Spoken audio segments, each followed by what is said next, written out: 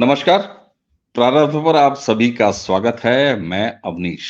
Screen के दूसरे हिस्से में आप जिन्हें देख रहे हैं, प्रारब्ध के इस मंच के नियमित अतिथि गौरव प्रधान जी।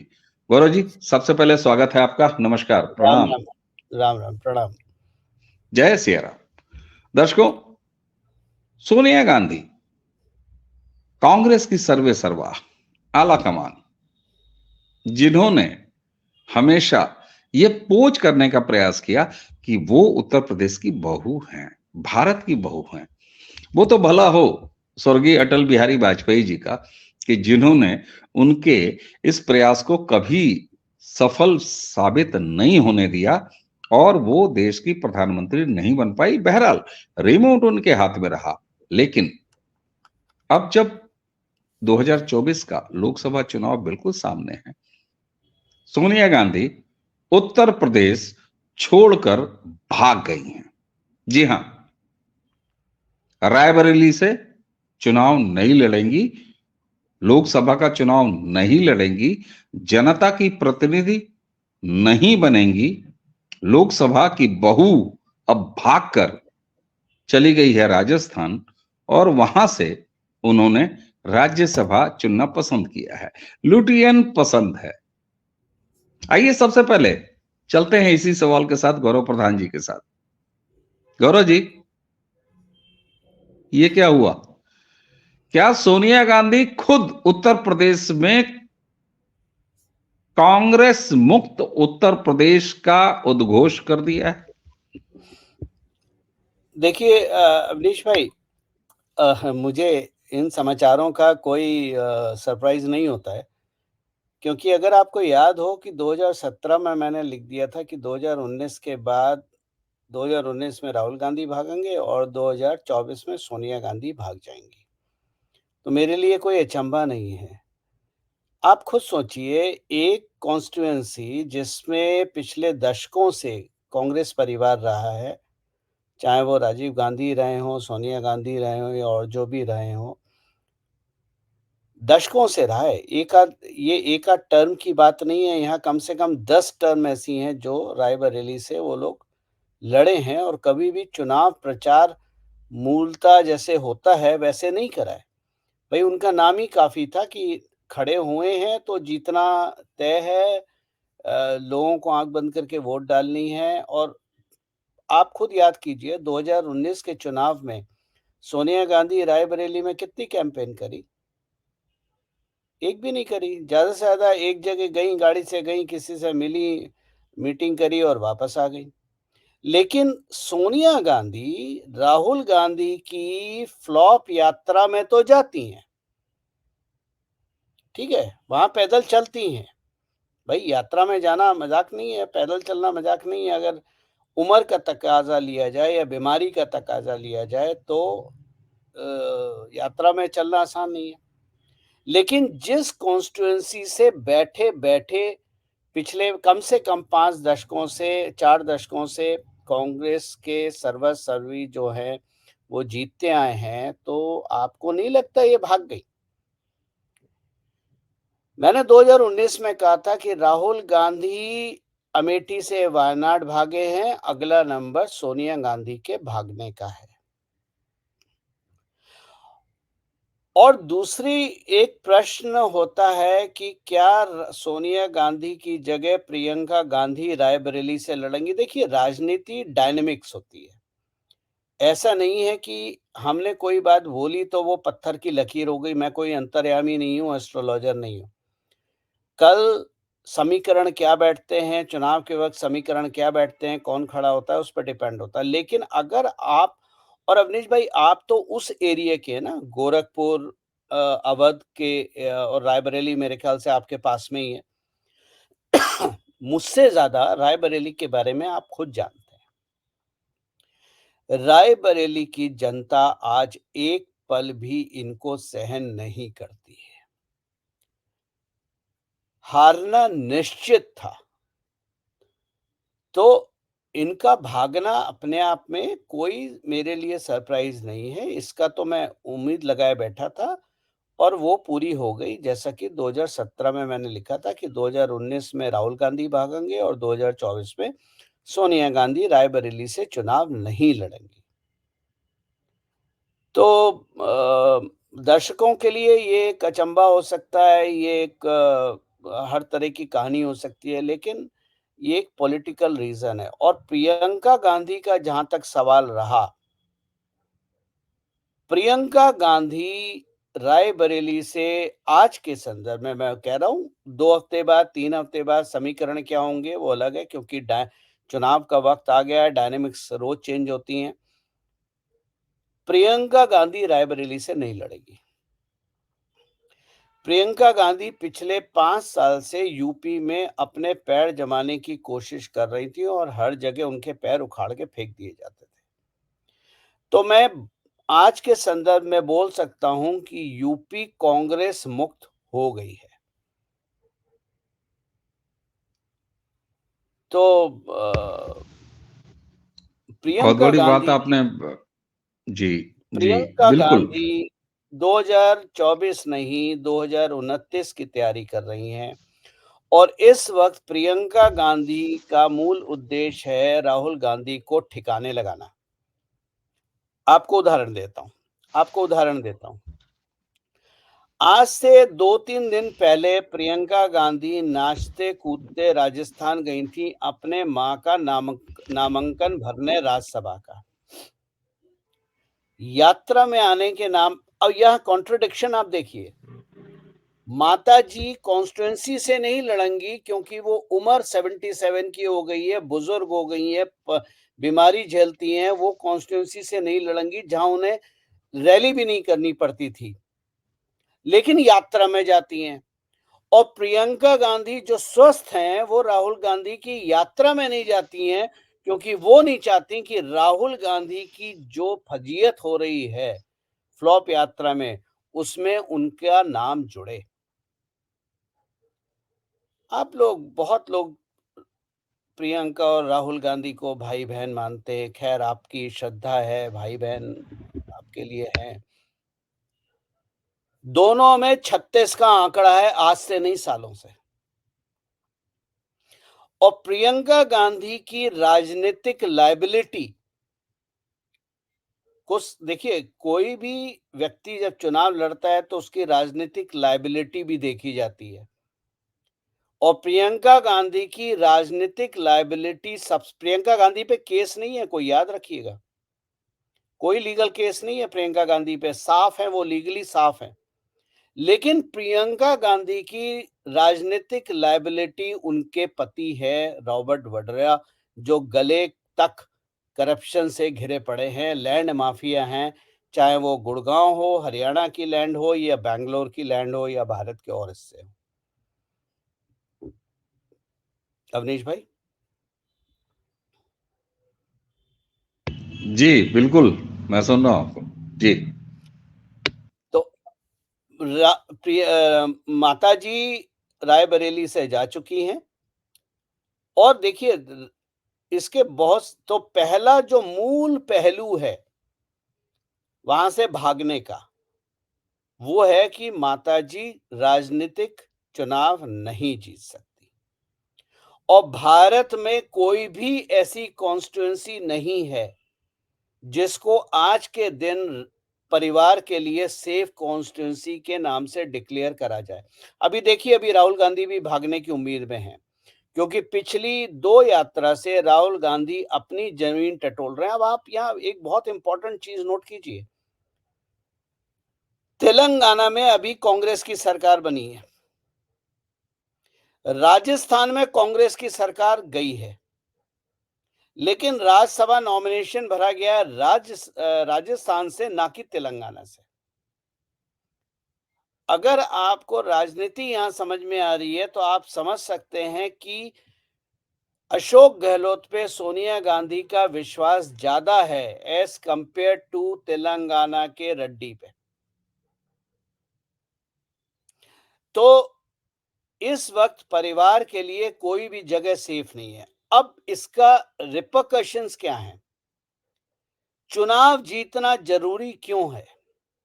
चुनाव जीतना जरूरी इसलिए है क्योंकि इसके दो कारण हैं। अगर लोकसभा चुनाव सोनिया गांधी रायबरेली से लड़ती और हार जाती, क्योंकि राहुल गांधी को अगर इंटरनल कांग्रेस के वरिष्ठ नेताओं से भी बात करें तो उनको भी पता है कि राहुल गांधी हमारे लिए लायबिलिटी है, लेकिन ढोना है। प्रियंका गांधी की राजनीतिक पकड़ है नहीं। राहुल गांधी पूरे भारत में बच्चा बच्चा कॉमेडी के नाम से जानता है। अब अगर सोनिया गांधी रायबरेली से चुनाव लड़ती और हार जाती तो पार्टी उनके हाथ से खिसक जाती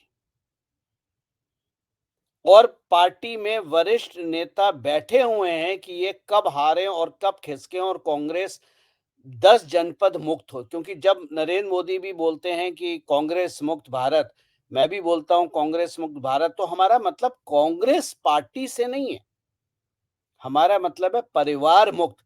क्योंकि आज के संदर्भ में कांग्रेस का अर्थ मतलब परिवार है।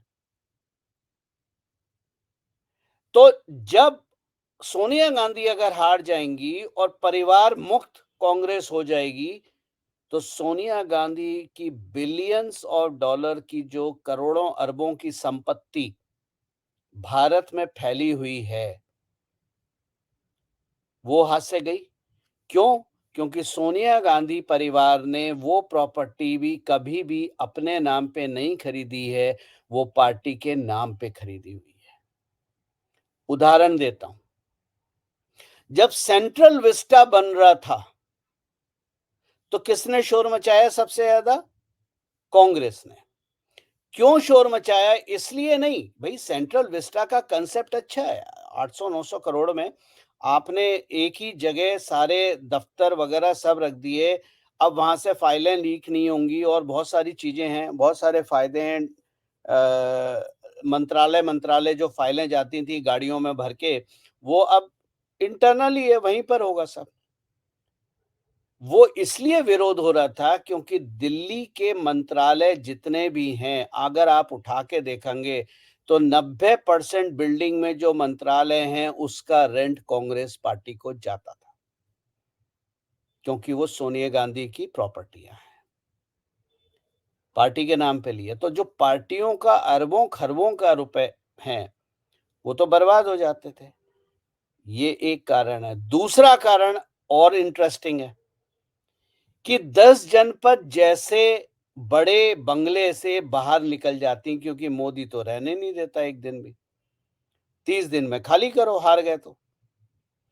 अब 10 जनपद से अगर बाहर निकलती, हार जाती तो बाहर निकलती, और जब बाहर निकलती, अब आप देखिए छोटे मोटे स्वामी सर हैं, उनको निकालने के लिए वो हाई कोर्ट पहुंच गए कि भाई मेरे को वहां से ना निकालो।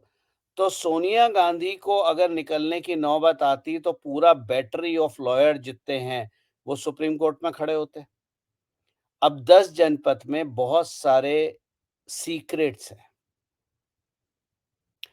कुछ लोगों ने फोटो दी, मैं कभी 10 जनपद गया नहीं हूं, इसलिए मैं उसका नहीं कर सकता, लेकिन फोटो के आधार पे जो सोशल मीडिया में रोटेट हुए थे, वहां मजार है। किसकी मजार है? राजीव गांधी की मजार है। तो 10 जनपद में ऐसे बहुत से राज हैं, बहुत से रहस्य हैं, जो सोनिया गांधी के जिंदा रहते बाहर निकलने पे कांग्रेस को हमेशा खत्म कर देंगे। इसलिए 10 जनपद को भी बचाना जरूरी था। तो हर चीज का एक पहलू नहीं होता, हर चीज के कई पहलू होते हैं। एक के बाद दूसरा आता है, दूसरे के बाद तीसरा आता है, तो पूरी तरह से उसको एनालाइज करा जाता है। लेकिन अगर बॉटम लाइन लेके चलें तो हम बड़े आराम से बोल सकते हैं, जो हेडलाइन लिखी जाएगी कि सोनिया गांधी भाग गई। बिल्कुल ठीक है। ये समझ में भी आता है। और रायबरेली आपने चूंकि एक संदर्भ जोड़ दिया, मैं बिल्कुल अवध में रहता हूँ और राजनीति आसपास की बेहतर समझ में आती है। तो दर्शकों तक मैं एक बात पहुंचा दूं, फिर अपने सवाल को लेके आपके पास आऊंगा। रायबरेली का चुनाव इस बार सोनिया गांधी के लिए बहुत टफ, बहुत ही ज्यादा टफ, क्योंकि वहां की एक लोकल विधायक जो सर्वे सर्वा थी, जो हमेशा चुनाव लड़ाती थी, जिताती थी, कैंपेन करती थी, और आपकी उसी बात को मैं आगे बढ़ा रहा हूं कि उन्होंने करना क्या होता था, पर्चा भरना होता था, एक आध बार चले आना होता था, बहू की तरह प्रणाम करना होता था, चुनाव जीत जाती थी। इतनी कॉन्फिडेंट सीट को अगर छोड़कर सोनिया गांधी जा रही हैं, तो निश्चित रूप से ये कहना बनता है कि उन्होंने अपने एंड से कम उत्तर प्रदेश को कांग्रेस मुक्त कर दिया है। तो ये मैं इसलिए कह रहा हूं कि दर्शकों के मन में एक बात आ सकती है कि साहब अमेठी से राहुल गांधी, अरे साहब 3 महीने पहले की बात है, जब केरल की कम्युनिस्ट पार्टी ने, जिन्होंने इनको वायनाड में बुला के जिताया था गौरव जी, उन्होंने कह दिया कि ऐसा है सर, आपकी जरूरत उत्तर प्रदेश में ज्यादा है, आप अब वहां निकल लो जाओ। यार, अब यानी निकल लो सीधे यहाँ कह दिया कि वायनाड खाली कर दो। हम्म। और आज जब चंदौली से उत्तर प्रदेश में राहुल गांधी की सो कॉल्ड अन्याय यात्रा घुसी है, तो मुझे तो सर ये लग रहा है कि राहुल गांधी की एकमात्र इस यात्रा का ध्येय इतना ही है कि अपने लिए कोई गोल टोपी वाली सुरक्षित सीट खोज लें, इसके मैंने अलावा यही कुछ नहीं नजर आता। मैंने यही कई बार बोला है कि राहुल गांधी की यात्रा का, इस यात्रा का एक ही उद्देश्य है, क्योंकि इस यात्रा में 300 सीट हैं लोकसभा की। और मैंने हमेशा बोला है कि राहुल गांधी ये देख रहे हैं इन 300 सीटों में मेरी सीट कौन सी होगी सुरक्षित। और आज मैं लिख के देता हूं कि इस बेल्ट में, आप चुनाव वाले दिन देख लीजिएगा, इस बेल्ट में 300 में से 30 नहीं, 300 में से अगर 3 सीट भी आ जाएं, तो राहुल गांधी बहुत महान नेता है, क्योंकि कहीं है ही नहीं। आप वहां जा रहे हैं जहां आप खो चुके हैं जनाधार, आपका जनाधार कहीं नहीं है। और देखिए अवनीश भाई, शतरंज खेली है आपने कभी? बहुत थोड़ी बहुत, बहुत थोड़ी बहुत। ठीक है, चेकमेट जब करते हैं आप, तो जरूरी नहीं कि बड़ा पैदा ही चेकमेट करे। एक जो छोटा पैदा होता है वो भी राजा को चेकमेट कर देता है। और राजा को चेकमेट करने के बाद खेल खत्म हो जाता है। खेल आगे ये नहीं होता अभी बाकी बचे हैं, तेरे को मैं मारूंगा, मेरे को तुम मारोगे, ये नहीं होता है। तो जब जर्नल ही कांग्रेस का भाग गया वहां से, जो कि डिफैक्टो प्रेसिडेंट है, जब जर्नल ही भाग गया, तो 2024 की बाजी तो कांग्रेस ने अपने आप ही बोल दिया ना कि हम हार गए, वी कंसीड द डिफीट। तो अब तो बात 2029 की, और 2029 में कांग्रेस का क्या स्वरूप होगा, रूप होगा, वो तो आप भी समझते हैं, हम भी समझते हैं। 10 जनपथ मुक्त होगी पूर्ण रूप से। बिल्कुल ठीक बात। और प्रियंका गांधी जी के संदर्भ में मैं एक बात कह दूं, आपके जरिए दर्शकों तक पहुंचा दूं। अगर किसी को यह भ्रम हो कि रायबरेली से सोनिया गांधी जी के खाली करने के बाद प्रियंका का वाड्रा वहां से चुनाव लड़ेंगी, तो जैसा कि गौरव जी आपने कहा कि एक मजबूत दरवाजा जो ऑलरेडी बंद दिखाई दे रहा है 2024 का, कम से कम प्रियंका वाड्रा इतनी स्मार्ट और इतनी समझ तो जरूर रखती हैं कि वो एक बंद दरवाजे के सामने जाके अपना माथा नहीं लड़ाएंगी और अपने कैरियर की शुरुआत इस तरह से नहीं करना चाहेंगी। देखिए उनकी भी बीमारी क्या है, उनको भी लॉन्च और रीलॉन्च उनका बहुत सारा हो चुका है।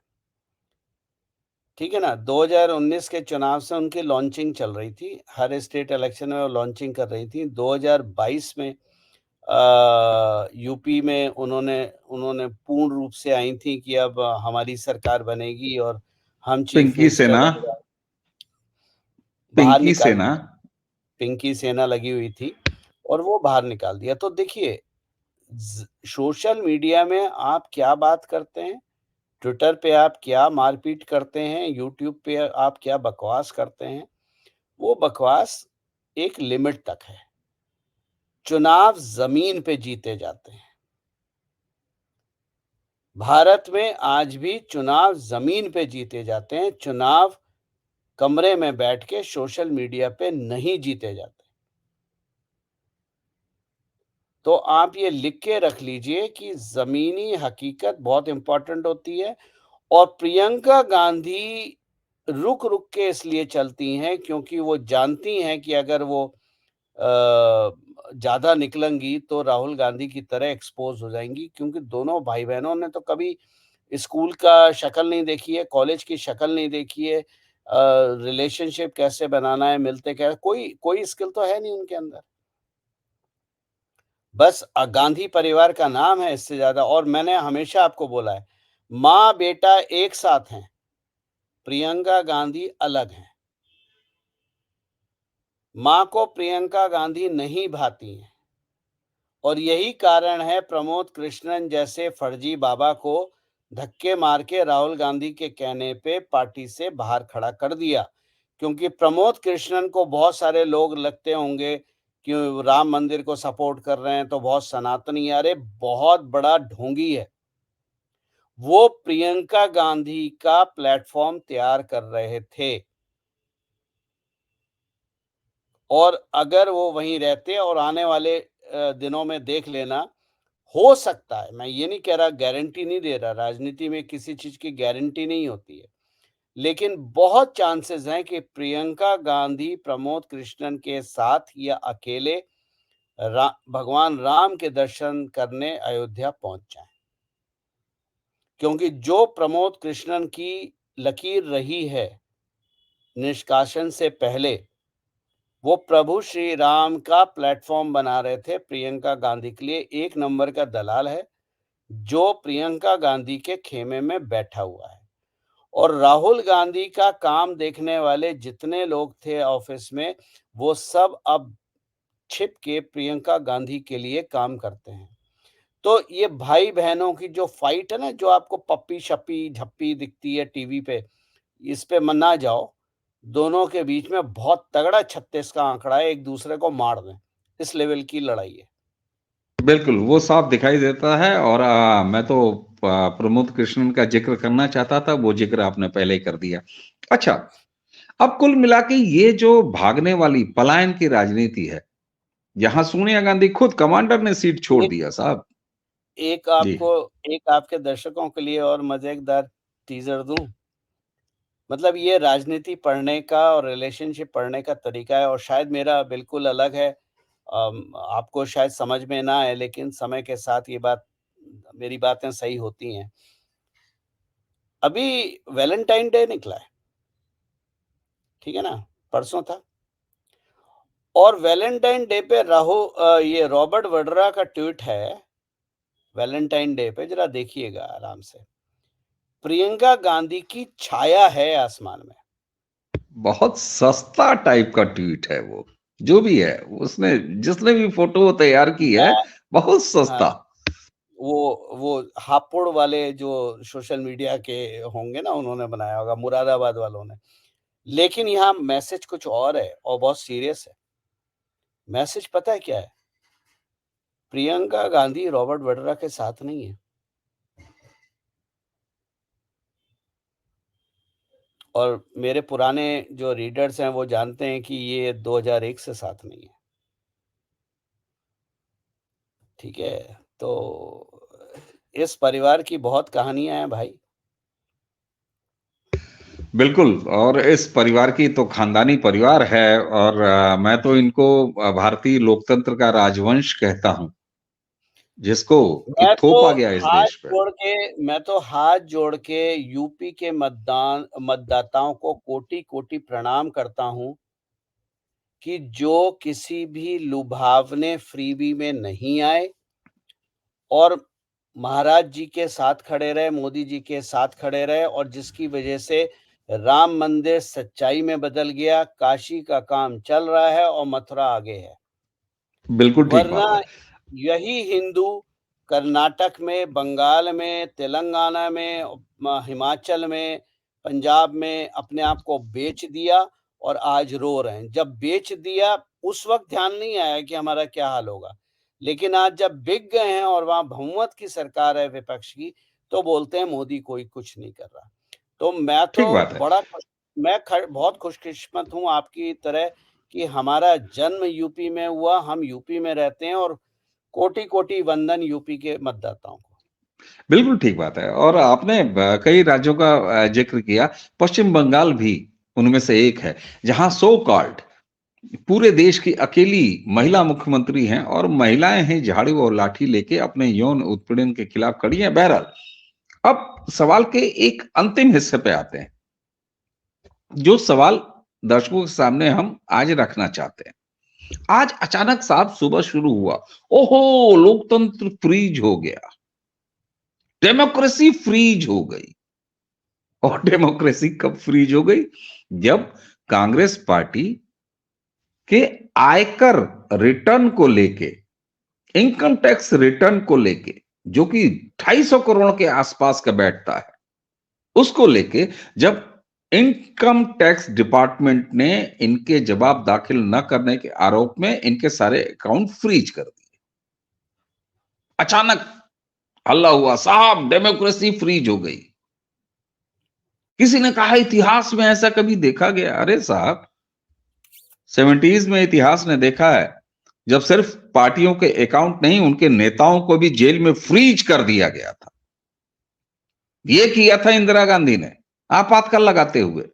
साहब ये बताइए, ये अकाउंट फ्रीज होना जिसको राहुल गांधी एंजॉय कर रहे हैं, तो आखिर ये देश को हिसाब कब देंगे? देश को हिसाब तो अब इनके बाप को भी देना पड़ेगा, क्योंकि सुप्रीम कोर्ट ने कहा है कि एक डेडलाइन दी है कि उस डेडलाइन में आपके जो भी डोनर रहे हैं उनका नाम पब्लिश होगा, वो इलेक्शन कमीशन को जाएगा और इलेक्शन कमीशन उसको पब्लिश करेगा। अब आप खुद सोचिए कि आने वाले अगले 4-5 हफ्तों में आपको पता चलेगा कि खालिस्तानी आंदोलन की फंडिंग जो आप करती थी, आपको फंडिंग कहाँ से आती थी। नाम खुलेंगे हीरो ग्रुप का, बजाज ग्रुप का, एयरटेल का, और कांग्रेस की फंडिंग कहाँ से आती थी। नाम खुलेंगे, वो आपकी एक बैंगलोर की उद्योगपति हैं महिला, बड़ी अजीब-सी, क्या नाम है उनका, मैं नाम भूल जाता हूँ। वो महिला हैं और बहुत सारे ग्रुप्स हैं, उनकी फंडिंग। फिर आप जो इतने समय से अडानी, अडानी कर रहे थे, जब उस लिस्ट में लिख के आएगा कि अडानी ने आपको फंडिंग करी, तो गुब्बारे की हवा निकल गई। अब आप भी सोचिए, अगर अडानी मध्य प्रदेश में जाके या राजस्थान में जाके कांग्रेस के चीफ मिनिस्टर के साथ इन्वेस्टमेंट करते हैं 20,000 30,000 करोड़ की, या बंगाल में जाके करते हैं, ये मानना तो, इतिहास ये बताता है कि ये मानना तो गलत है कि भाई आप गए, आपने इन्वेस्टमेंट करा और चीफ मिनिस्टर ने कहा जी आपकी फाइल साइन हो गई है, आप आगे बढ़िए, आपका स्वागत है हमारे राज्य में। जबकि कांग्रेस का इतिहास ये होता है, देश बाद में गया, राज्य बाद में गया, पहले ये बताओ पार्टी फंड में पैसा कितना डाल रहे हो, हमें पैसा कितना दे रहे हो, उसके बाद जो फाइल है वो हम साइन करेंगे। तो अडानी अंबानी का नाम वहां लिस्ट में आएगा ही आएगा। तो कल जब ये जजमेंट आया था और कांग्रेस उछल रही थी भाजपा भाजपा भाजपा करते हुए, आज कांग्रेस डिफेंसिव पे है। कपिल सिब्बल बोल रहे हैं ये गलत जजमेंट है, सीक्रेसी बाहर निकल आएगी। यही तो सीक्रेसी भारत की जनता जानना चाहती है कि आखिरकार देश विरोधी गतिविधियों में लिप्त पार्टियों की फंडिंग कौन से उद्योगपति कर रहे हैं। आपको याद होगा जो पिछला खालिस्तान आंदोलन हुआ था 2021 में, उसमें आम आदमी पार्टी ने बड़े लंगर वंगर लगाए थे। एयरटेल ने फ्री में सिम बांटे थे, याद है आपको? कौन था? जी बिल्कुल, मसाज कौन? मशीनें भेजी गई थी साहब। मसाज मशीनें भेजी गई थी। तो ये कोई नहीं, ये हीरो ग्रुप निकलेंगे इसमें, एयरटेल निकलेगी, सुनील मित्तल निकलेंगे, क्योंकि अगर इन सब की, बजाज निकलेंगे, क्योंकि अगर इन सब का डीएनए पढ़ा जाए, इनकी चेन पढ़ी जाए, तो ये कांग्रेस के इमरजेंसी काल या कहें गवर्नमेंट कंट्रोल काल की पैदाइशें हैं। आपके युवा दर्शक नहीं जानते होंगे, हमें तो ये बात पता है क्योंकि हम उस वक़्त युवा थे।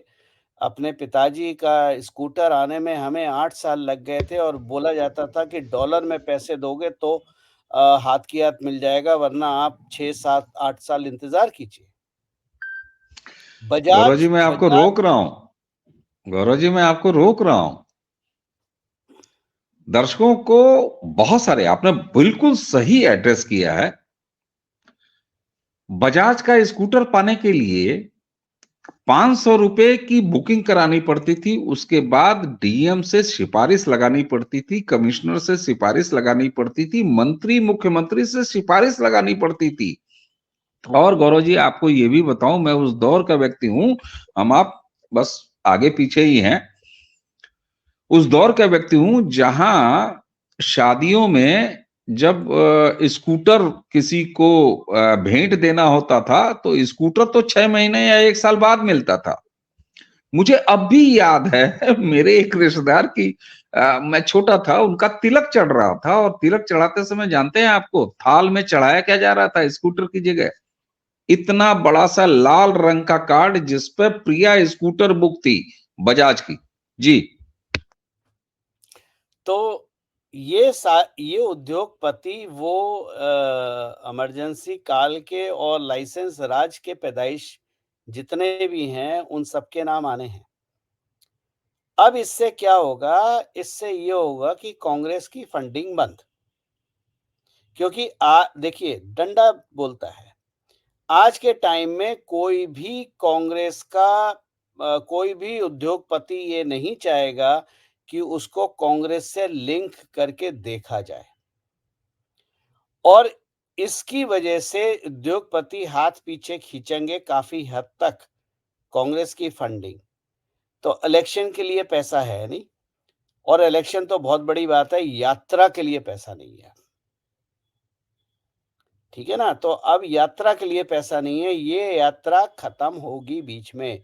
इसका पूरा अनुमान है क्योंकि अब इनके पास पैसा नहीं है।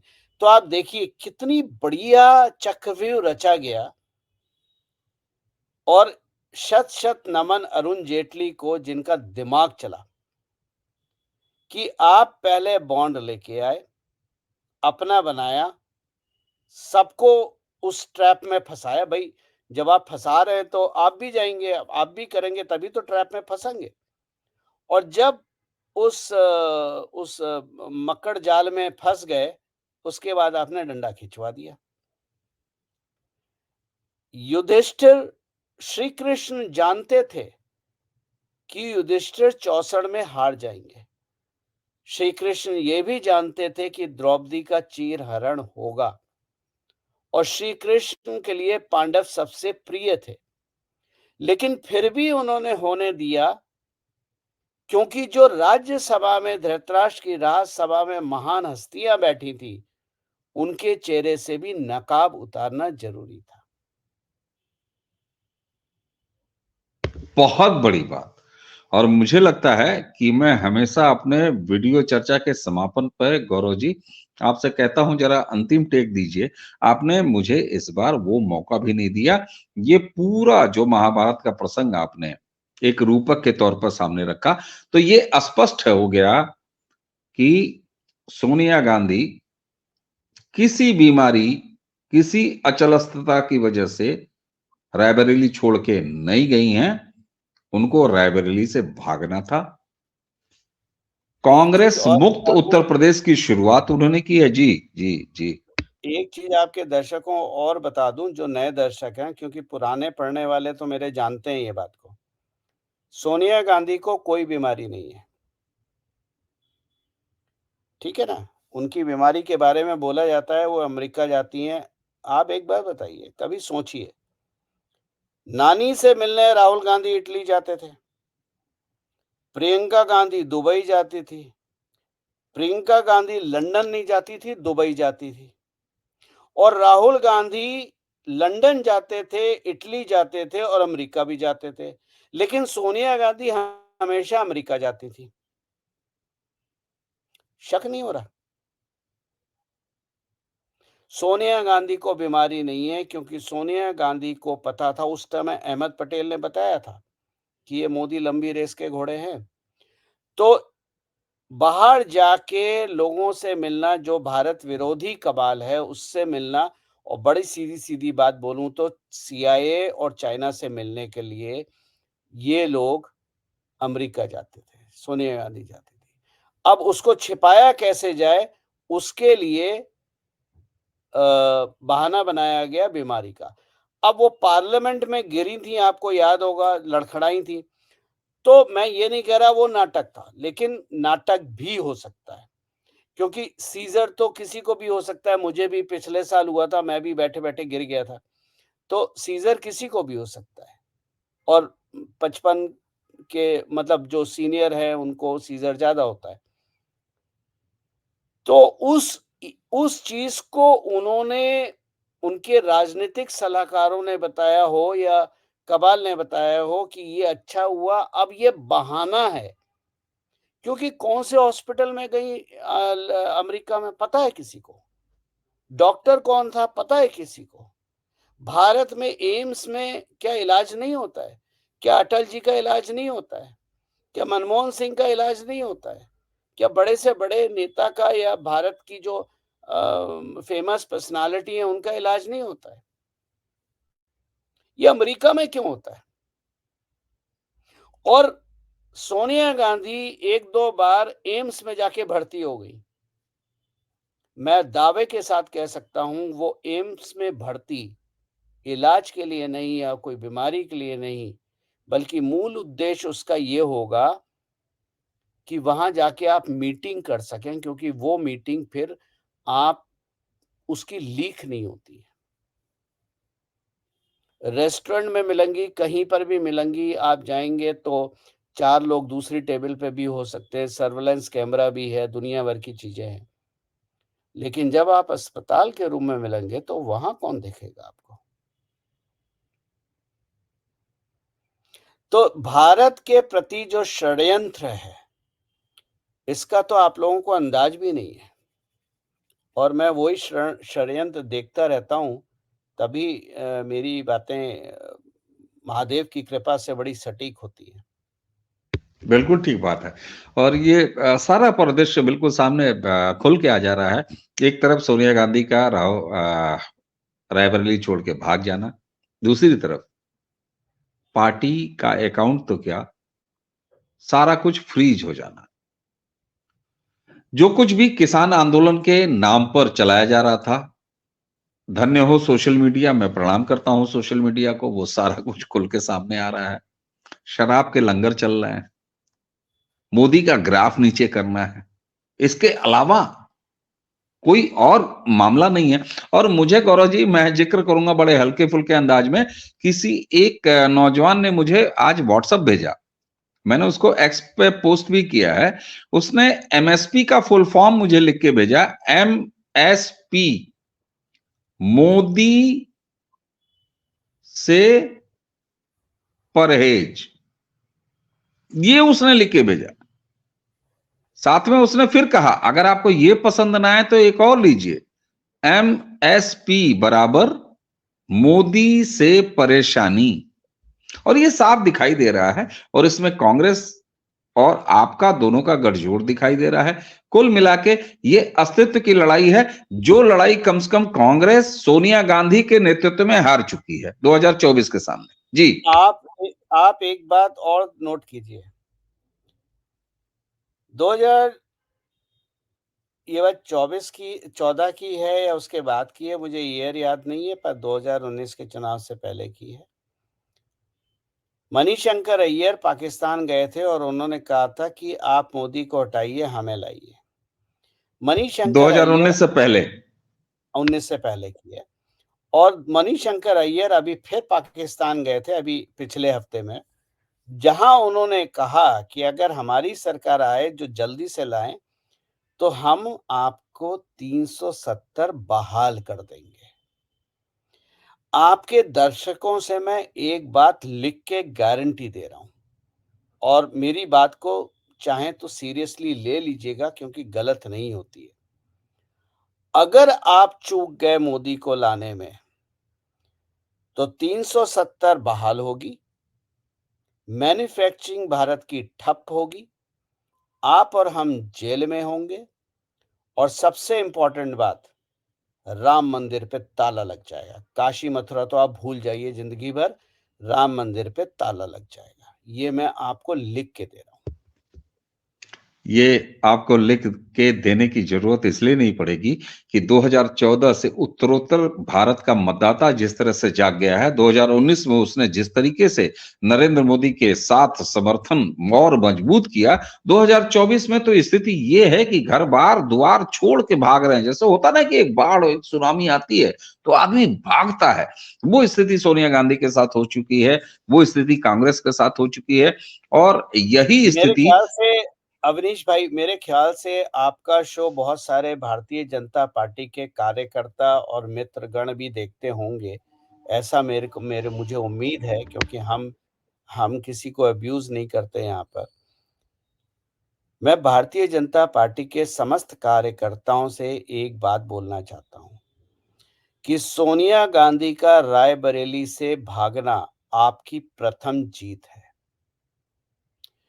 अपने मेहनत को लगाम मत लगने दीजिए, जितनी मेहनत है उतनी कीजिए, क्योंकि राजा को भगाना तो संभव हुआ, लेकिन उसके पैदे अभी भी हैं, उनको भी भगाना है। तो हमारा अंतिम युद्ध तब होगा, दुर्योधन तो मर गया, भीष्म पितामह को तो हमने उड़ा दिया, लेकिन अभी दुर्योधन जैसे बहुत बच्चे हैं, जिनको बिल्कुल ठीक बात है। ठिकाने लगाना। तो देखिए, आप दुर्योधन भीष्म पितामह को भी खत्म करने के लिए कृष्ण ने चाल चली थी। मैं हमेशा बोलता हूँ, विदुर नीति जहाँ फेल हो जाए, वहाँ कृष्ण नीति चालू होती है। बिल्कुल ठीक बात है। बिल्कुल ठीक आपके बात है। और ये तो एक छोटी-सी चीज़ आपके दर्शकों को बता दूँ, शायद उन्हें राजनीति समझने में थोड़ी आसानी हो मेरी तरह। 3 नीतियाँ होती हैं, चाणक्य नीति, विदुर नीति, कृष्ण नीति। चाणक्य नीति तब होती है जब आपको राज्य का उद्धार करना है और घमंडी राजा को, जो कि करप्ट है, उसको बाहर भगाना है। आपने चाणक्य नीति का इस्तेमाल 2014 में करके कांग्रेस को हटा दिया, क्योंकि आपने विष्णुगुप्त को आपने चाणक्य ने हटा दिया। चंद्रगुप्त मौर्य को आपने तैयार करा और आपने यूपीए सरकार को हटा दिया। विदुर नीति राजधर्म की नीति है। वो राजधर्म वो है जो अटल जी ने 2002 में मोदी जी को बोला था। राजधर्म में ये होता है कि राज्य को चलाने के लिए जिस धर्म का पालन किया जाए, उसमें अगर आपके प्रिय भी हैं, तो उनको भी दूर करो जो बीच में रोड़ा अटका रहे हैं। मोदी जी ने वही करा 2002 में, गुजरात आज तक शांत है। अब समय है कृष्ण नीति का, जहां चक्रव्यूह बना के लड़ना है, जहां रूल तोड़ने वाले, जिनकी जिनकी कोशिश रूल तोड़ने की होती है या बहुत ज्यादा प्रोमिनेंट होते हैं रूल तोड़ने में, उनसे पहले नियम तोड़वाओ और उसके बाद उस टूटे हुए नियम पे राज करो। अभिमन्यु का वध कोई ऐसे ही नहीं हुआ था। अगर अभिमन्यु का वध ना होता, तो महाभारत कभी भी पांडव नहीं जीत सकते थे, क्योंकि नियम इतने तगड़े थे कि उसमें जीत अब असंभव थी। इसलिए नियम तोड़ने जरूरी थे, और नियम हमेशा विपक्ष से तोड़वाओ, ना कि खुद तोड़ो। ये नीतियां, अगर आपको 3 नीतियां समझ में आ जाएं, जिसको मैंने बड़े विस्तार से अपने चैनल पे लिखा है कुछ दिन पहले, पढ़िए, आपको राजनीति समझ में आ जाएगी। बिल्कुल ठीक बात है। और नियम तोड़े जा चुके हैं, सोनिया गांधी जा चुकी है, नियम तोड़े जा चुके हैं, आयकर में फंस चुके हैं, अकाउंट फ्रीज है, नियम तोड़े जा चुके हैं, वायनाड से भगाए जा रहे हैं, नियम तोड़े जा रहे हैं, प्रियंका वाड्रा कहीं से चुनाव नहीं लड़ने जा रही हैं। नियम तोड़े जा चुके हैं। फारूक अब्दुल्ला एनडीए का रुख कर रहे हैं, फिलहाल इंडिया लाइन से बाहर हैं। नियम तोड़े जा चुके हैं। वेस्ट यूपी में आरएलडी बाहर है। नियम तोड़े जा चुके हैं। पंजाब और दिल्ली में अरविंद केजरीवाल जैसा षड्यंत्रकारी आदमी भी आपके इंडिया अलायंस से बाहर है। नियम तोड़े जा चुके हैं। बिहार आपकी हद से बाहर है। इसलिए नियम अपने आप टूट रहे हैं। और गौरव जी, एक बात तो आप दर्शकों से विदा लेते हुए ये मानेंगे कि भारत की मतदाता को 2014 के बाद से जिस तरीके से वो आदेश दे रहा है, उसको प्रणाम। उसके सामने नतमस्तक होना पड़ेगा। और अंतिम आदमी वही है जो पहला वोट डालने के बाद अगले 5 साल बीतने नहीं देता। अगले 5 साल के बाद उसे क्या करना है, उस नाम की फाइल फाइनल करके वो अपने यहां दबा लेता है और फिर 5 साल इंतजार करता है। और यहीं कहीं मात खा जाते हैं पॉलिटिकल चश्मा लगाए हम जैसे पॉलिटिकल पंडित, जिसको आप जैसे नरेंद्र नहीं मोदी जी हमेशा कहते हैं। नहीं, आप जैसे नहीं, जो टीवी मीडिया पे इंटेलेक्चुअल्स हैं और पॉलिटिकल पंडित हैं, इनकी बीमारी क्या है कि ये आज भी 70 साल पुरानी राजनीति में घिरे हुए हैं। राजनीति बदल चुकी है। मैंने बोला ना, भारत के जो 2 शास्त्र हैं, चाहे महाभारत है, गीता है और रामायण है। अगर आपने अध्ययन करा, पढ़ने की बात नहीं कर रहा हूँ, श्लोक याद करने की बात नहीं कर रहा हूँ, लेकिन अगर आपने अध्ययन कर लिया, तो आपको आज के परिप्रेक्ष्य की जो राजनीतिक व्यवस्था है, वो आपको समझ में आ जाएगी।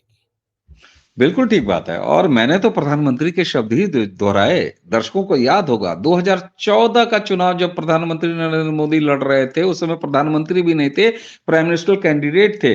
उन्होंने अपना चश्मा उतारते हुए, मैंने उनकी नकल की, उन्होंने अपना चश्मा उतारते हुए, मुझे एक टीवी शो याद आता है जहां उन्होंने कहा था कि हे पॉलिटिकल पंडितों, अपना चश्मा उतारो, बदलो, यह देश बदल रहा है।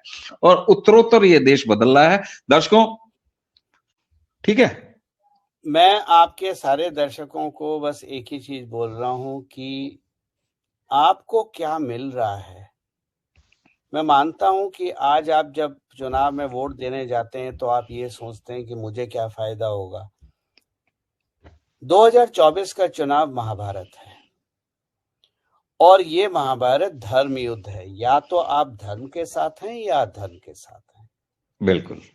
जब अगर आप अगर अधर्म के साथ हैं तो मेरा कोई आपको मैं कुछ बोलना नहीं चाहता, लेकिन अगर आप धर्म के साथ हैं तो आज समय है जब स्वयं से ऊपर उठ के देखिए और वोट मोदी के लिए, भाजपा के लिए कीजिए। क्योंकि अगर ये धर्म युद्ध नहीं होगा तो हमेशा के लिए अधर्म में भारत चला जाएगा।